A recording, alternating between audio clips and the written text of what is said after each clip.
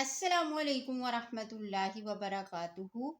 آج ہم پڑھیں گے ہما، کما اور تما کا قرآن مجید میں استعمال۔ یہ تینوں علامتیں عموماً اسم، فعل، حرف کے آخر میں آتی ہیں۔ ہما، کما، تما عموماً اسم، فعل اور حرف کے آخر میں آتی ہیں اور تعداد میں دو ہونے کو ظاہر کرتی ہیں ہما اس علامت کا ترجمہ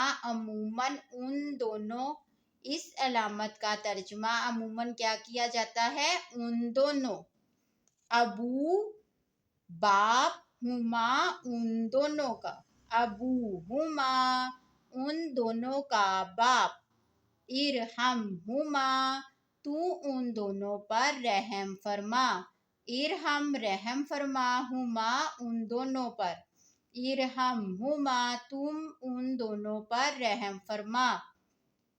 ہوتا مچھلی، ہما اپنی، ہوتا ہما اپنی مچھلی، لا تنہر ہما تو ان دونوں کو مت ڈانٹ، لا تنہر تو مت ڈانٹ ہما ان دونوں کو، تو ان دونوں کو مت ڈانٹ۔ ربو کا رب ہما ان دونوں کا، رب ہما ان دونوں کا رب، یضیفوہما وہ ضیافت کرے ان دونوں کی، وکان ابوہما صالحا اور ان دونوں کا باپ نیک آدمی تھا۔ کما کا استعمال، کما کا ترجمہ بھی عموماً تم دونوں سے کیا جاتا ہے۔ ربکما تم دونوں کا رب، علیکما تم دونوں پر، معکما تم دونوں کے ساتھ، مع ساتھ، کما تم دونوں کے ساتھ، اتبع پیروی کرے، کما تم دونوں کی، اتبعکما تم دونوں کی پیروی کرے۔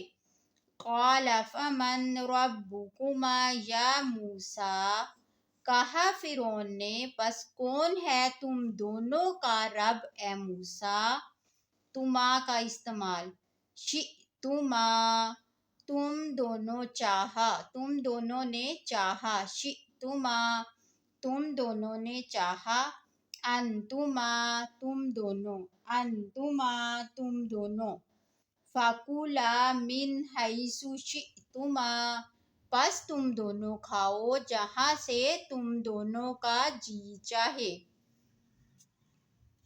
فکلا من حیث شئتما پس تم دونوں کھاؤ جہاں سے تم دونوں چاہو، وکلا منہا رغدا حیث شئتما اور کھاؤ اس سے آزادی کے ساتھ جہاں سے تم دونوں چاہو، وکلا منہا رغدا حیث شئتما اور کھاؤ اس سے آزادی کے ساتھ جہاں سے تم دونوں چاہو۔